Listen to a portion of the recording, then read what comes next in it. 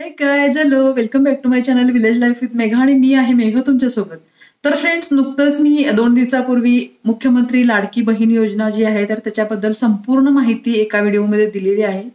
जर तो व्हिडिओ तुम्ही अजून बघितला नसाल तर तुम्ही सुरुवातीला तो व्हिडिओ बघून घ्या. म्हणजे तुम्हाला या योजनेबद्दल संपूर्ण इत्थंभूत माहिती मिळेल. इकडे तिकडे कुठेही धावपळ करावी लागणार नाही. पण इतकं करून सुद्धा अजून बऱ्याच जणांच्या शंका आहेत. बऱ्याच जणांना अजून हे कळत नाही की डोमेसाईलला कोणती डॉक्युमेंट्स लागणार आहेत, आणखीन उत्पन्नाच्या दाखल्यासाठी कोणते डॉक्युमेंट्स लागणार आहेत. तर आपण असं करायचं आहे की आत्ताचा जो व्हिडिओ आहे तर या व्हिडिओमध्ये मी तुम्हाला काय करते, मला एकंदरीत सगळीच माहिती द्यायची होती पण तो व्हिडिओ खूप मोठा होईल, म्हणून आपण आता काय करूया की या व्हिडिओमध्ये फक्त डोमेसाईल बद्दल डॉक्युमेंट्स बद्दल आपण चर्चा करूया. आणि त्यातमध्ये काय काय लागणार, बऱ्याच गोष्टींसाठी आपल्याकडे ऑप्शन अवेलेबल आहेत. म्हणजे असं नाही आहे की एकच डॉक्युमेंट्स पाहिजे. आता बरेच जण विवाहाच्या सर्टिफिकेटसाठी म्हणजे मॅरेज सर्टिफिकेटसाठी धावपळ करतायत. तर त्याची काही गरज नाहीये. जर तुम्हाला 5-6 जे काही तुम्हाला ऑप्शन दिलेले आहेत त्यापैकी कोणतंही एक डॉक्युमेंट तुम्ही तिथे उपलब्ध करून देऊ शकता. तर त्यासाठी हे समजत नाहीये म्हणूनच तुम्हाला क्लिअर सगळं समजवून देण्यासाठी मी हा व्हिडिओ बनवते. कारण बरेच फोन येत आहेत मला अजूनही की डॉक्युमेंट्स संदर्भात, आणि प्रत्येकानं सांगूनही समजत नाहीये तोंडी. तर त्यासाठी जेव्हा जेव्हा मी तुम्हाला इकडे स्क्रीन दाखवते तर त्यावेळेला तुम्हाला लक्षात राहत नसेल तर एकतर तुम्ही लिहून घ्या, नसेल तर तुम्ही स्क्रीनशॉट काढून ठेवा आणि मग तुमच्याकडे जी डॉक्युमेंट्स आहेत त्या ह्याला म्हणजे ओळखीच्या ह्याला कोणती आहेत, ऍड्रेस प्रूफसाठी तुमच्याकडे काय अवेलेबल आहे तर ते तुम्ही लिहून घ्या आणि मग तुमचे डॉक्युमेंट्स गोळा करायला चालू करा. म्हणजे तुम्हाला सोपं पडेल, धावपळ करावी लागणार नाही, कुणालाही विचारावं लागणार नाही. कारण प्रत्येक सेंटरवर एवढी सध्या गर्दी आहे आणि संभ्रमाची अवस्था आहे म्हणायला काही हरकत नाही प्रत्येक जागेला. तर तुम्हाला वैयक्तिक उत्तर कोण देत बसणार नाही आणि त्यांना तितका वेळ पण नाहीये सध्या. आणि म्हणून हा व्हिडिओ मी तुमच्यासाठी बनवतेय, जेणेकरून तुम्हाला सगळे प्रश्न जे काय आहेत डोमेसाईल बाबतचे तर ते एकाच व्हिडिओमध्ये तुम्हाला सगळं समजून जाईल. तर आता आपण काय करूया, स्क्रीनकडे जाऊया. तर फ्रेंड्स, आता आपण आलेलो आहोत स्क्रीनवर आणि इकडे दिसतंय प्रमाणपत्राचं नाव तुम्हाला वय, राष्ट्रीयत्व आणि अधिवास प्रमाणपत्र म्हणजेच डोमेसाईल सर्टिफिकेट. तर याच्यासाठी आवश्यक कागदपत्र काय काय आहेत ती बघून घ्या आणि तुम्हाला जर हवा असेल तर लिहून घ्या की यापैकी तुमच्याकडे कोणतं आहे. पेन आणि वही जवळ घेऊन बसा म्हणजे तुम्हाला लिहून घेता येईल आणि नंतर शंका विचारायला नको कुणाला. कारण हल्ली सगळीकडेच गर्दी आहे, त्यामुळे कोण तुमच्या प्रश्नांची उत्तरं व्यवस्थित देणार नाहीत. कारण प्रश्नांची उत्तरं देऊन देऊन पण थकले अक्षरशः आणि गोंधळ आहे, सगळीकडे गोंधळाचं वातावरण निर्माण झालेलं आहे. तर त्यासाठी तुमच्या शंका क्लिअर व्हाव्यात म्हणून मी हा व्हिडिओ बनवते. तर लक्षपूर्वक बघा की यातमध्ये आपल्याला काय काय हवं आहे. तर एक आहे पारपत्र. यातलं तर तुम्हाला ओळखीचं कुठलं वाटतंय बाबा की माझ्याकडे हे डॉक्युमेंट्स आहेत तर तुम्ही ते काय करायचे आहेत, टिक करून ठेवायचे आहेत किंवा लिहून ठेवायचे आहेत की माझ्याकडे हे एक पुरावा आहे, हा एक पुरावा आहे, असं लिस्ट करा आणि बंच करून तुम्ही सबमिट करा. तर एक तुम्हाला हवं आहे पारपत्र. दुसरं आहे पॅन कार्ड. हे सुद्धा बऱ्याच जणांच्याकडे पॅन कार्ड आता सध्या असतंय. आणि तिसरी गोष्ट आहे आधार कार्ड. तर आधार कार्ड कुणाकडे नाही आता, आताच्या घडीला असं होऊ शकत नाही. चौथी गोष्ट आहे मतदान ओळखपत्र.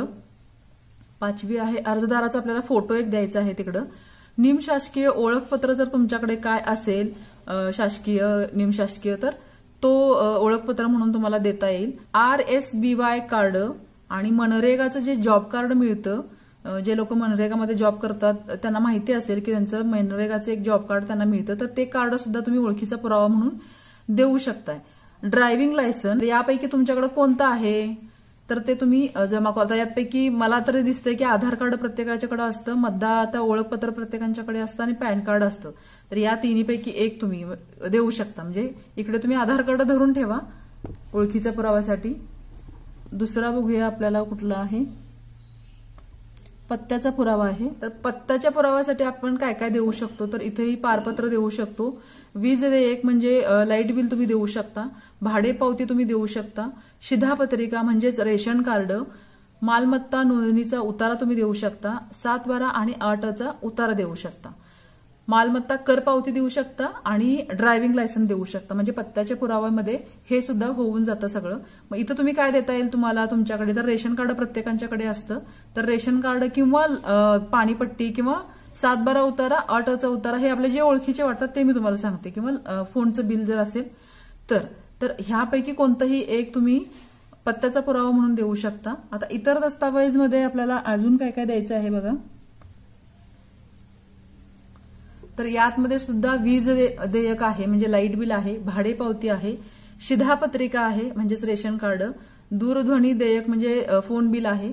आता विवाहाचा दाखला, विवाहाच्या दाखल्यावर बरेच जण अडून बसलेत, पण विवाहाचा दाखलाच पाहिजे असं नाहीये. तर इथे विवाहाच्या दाखल्याला बघा ऑप्शन किती दिलेले आहेत आपल्याला. हे इतर दस्तावेजमध्ये मोडतं, तर तुम्ही इथं लाईट बिल देऊ शकता, भाडेपावती देऊ शकता किंवा रेशन कार्ड सुद्धा देऊ शकता. आणि मतदार यादीचा उतारा जर तुमच्याकडे असेल तर तो तुम्ही देऊ शकता. 7, 12 आणि 8चा उतारा सुद्धा देऊ शकता. आणि हे जर काही नसेल तर पतीच्या रहिवासाचा दाखला तुम्ही देऊ शकता. आता इथे किती तुम्हाला 11 ऑप्शन सांगितलेत, तर या 11 पैकी कोणतंही एक तुम्हाला द्यायचं आहे. मग इथं तुम्हाला जे ओळखीची कोणती कागदपत्र वाटतात बघा, तर रेशन कार्ड ओळखीचं वाटतंय तर तुम्ही इथं रेशन कार्ड देऊ शकता जर विवाहाचा दाखला तुमच्याकडे नसेल तर. झालं, समजलं सगळ्यांना. बघा इथे ओळखीचे कोणते कोणते वाटतात आपल्याला ते बघून ठेवा. एकतरी पाणीपट्टीची पावती तुमच्याकडे असेल, नसेल तर रेशन कार्ड तरी असेल, 7, 12, 8चा उतारा तरी तुमच्याकडे असेलच असेल जर विवाहाचा दाखला नसेल तर. विवाहाच्या दाखल्यावर कुणी अडून बसायचं काम नाहीये. जर तो दाखला नसेल तर ह्या बाकीचे कोणतेही दाखले तुम्हाला चालू शकतात. आता वयाच्या पुराव्यासाठी तुम्हाला काय काय द्यायचं आहे बघा. जन्माचा दाखला द्यायचा आहे. वयाच्या पुराव्यासाठी काय द्यायचं आहे, जन्माचा दाखला द्यायचा आहे. किंवा काय द्यायचं आहे, बोनाफाईडचं सर्टिफिकेट द्यायचं आहे. किंवा काय द्यायचं आहे, शाळा सोडल्याचं प्रमाणपत्र. किंवा काय द्यायचं आहे, वडिलांचं अधिवास प्रमाणपत्र. 5वं काय आहे, प्राथमिक शाळेच्या प्रवेशाचा उतारा तुम्हाला द्यायचा आहे. आणि हे सगळं काय नसेल तर सेवा पुस्तिका द्यायची आहे. शासकीय जे कर्मचारी आहेत त्यांच्यासाठी आहे. शासकीय किंवा निमशासकीय कर्मचारी कोण असतील तर त्यांच्यासाठी. तर फ्रेंड्स आता आपण बघा की वयाच्या पुराव्यामध्ये तुम्हाला काय ओळखीचं वाटतं की आपण ह्यापैकी काय देऊ शकतो. तर एकतरी जन्माचा दाखला देऊ शकतो. जर जन्माचा दाखला असेल तर स्पष्टपणे सांगते की तुम्हाला डोमिसाईल काढायची गरज नाहीये. आणि जर नसेल मग दुसऱ्या कोणत्या गोष्टी आपण देऊ शकतो, तर एकतर बोनाफाईडचं प्रमाणपत्र देऊ शकतो किंवा शाळा सोडल्याचे प्रमाणपत्र देऊ शकतो. तर ह्या 2 गोष्टी मला ओळखीच्या वाटतात की ज्या आपण जमा करू शकतो. किंवा मग वडिलांचे अधिवास प्रमाणपत्र. तर या दोन्हीपैकी आपल्याला एक कोणता तरी डॉक्युमेंट द्यायचा आहे. आता पुढे राहिला काय, रहिवासाचा पुरावा. तर यामध्ये बघा आपल्याला आता सगळ्यात पहिल्यांदा आपल्याला हीच गोष्ट करायची आहे की जे नवीन काल फॉर्मॅट आलेलं आहे तर ते फॉर्मॅट घेऊन त्याच्यावर आपल्याला सही घ्यायचीच आहे. कशासाठी, उत्पन्न दाखल्यासाठी.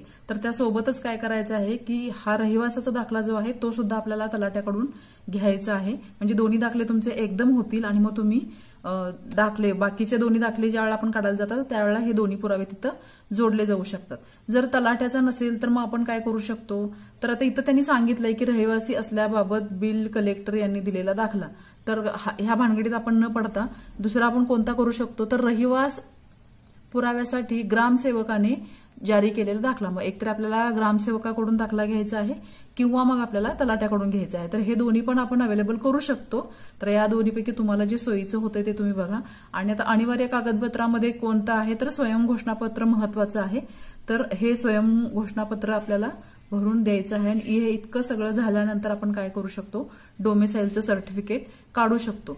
आता मी हे दोन्ही एकत्र सांगावं असं माझी इच्छा होती, पण आता मला वाटतं की हा व्हिडिओ खूप मोठा होईल आणि त्याच्यासाठी मी असं करते की आज फक्त या व्हिडिओमध्ये फक्त मी डोमिसाईलची माहिती देते आणि दुसरा एक व्हिडिओ मी बनवते असाच.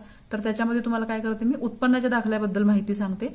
ज्यावेळेला तुम्ही दोन्ही गोष्टी लिहून घ्याल एका वेळेला त्यावेळेला तुम्हाला कळेल की आपल्याकडे जे अवेलेबल डॉक्युमेंट्स आहेत ते इकडे पण उपयोगी पडतात आणि इकडे पण उपयोगी पडतात. म्हणजे दोन्ही दाखल्यासाठी कंबाईन मध्ये उपयोगी पडतात. तर ते तुम्ही काढून ठेवू शकता. तर फ्रेंड्स, माझी आशा आहे की तुम्हा सगळ्यांना डोमिसाईल सर्टिफिकेटची पूर्णपणे व्यवस्थित माहिती मिळाली असेल. पूर्ण हा व्हिडिओ बनवण्याची जबाबदारी मी पूर्ण केलेली आहे. आता ही माहिती तुमच्या आप्तस्वकीयांपर्यंत पोहोचवण्याची जबाबदारी आता तुमची आहे. त्यामुळे व्हिडिओ जास्तीत जास्त शेअर करा जेणेकरून गरजवंतापर्यंत हा व्हिडिओ पोहोचेल आणि त्यांची धावपळ थांबेल. दुसरी गोष्ट म्हणजे या आणि अशा पुढे मी अशा शासकीय योजनांची सुद्धा ज्या गरज पडेल त्यावेळेला माहिती देत जाईल. तर या आणि बाकीचे माझे ब्लॉग असतात वेगवेगळ्या विषयांवर, सगळ्या विषयांना टच करण्याचा प्रयत्न करते मी. तर ते पाहण्यामध्ये जर तुम्हाला रुची असेल तर चॅनल सबस्क्राईब करायला अजिबात विसरू नका. लाईक करा, शेअर करा, सबस्क्राईब करा, सोबत घंटीचं ऑल हे बटन प्रेस करा. म्हणजे काय होईल, इथून पुढे मी ज्या ज्या वेळेला व्हिडिओ अपलोड करत जाईन तर त्यावेळी तुम्हाला एक नोटिफिकेशन येईल जेणेकरून तुम्हाला कळेल की व्हिडिओ कधी अपलोड झाला आहे आणि तुम्ही बघू शकाल तो व्हिडिओ सगळ्यात आधी. तर चला पुन्हा भेटू लवकरच. तोपर्यंत नमस्कार.